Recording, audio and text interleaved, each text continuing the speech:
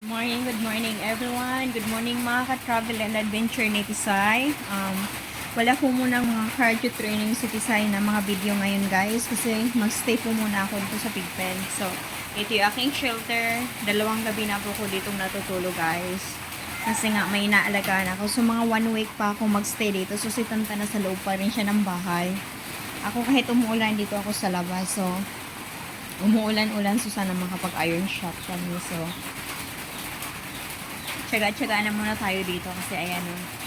So, dito na muna magstay si Tesay guys.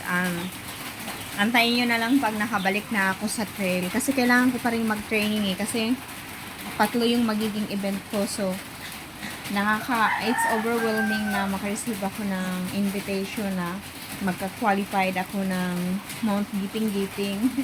So, kailangan ko mag-prepare. Kailangan dibdiban ng preparation doon. As you know, pinakamahirap ang Mount Giting-Giting na akyatin. So, sina-challenge City Side guys. May enough time pa naman ako. Mag-prepare lang tayo ng enough budget for that one. So, have a nice day po everyone.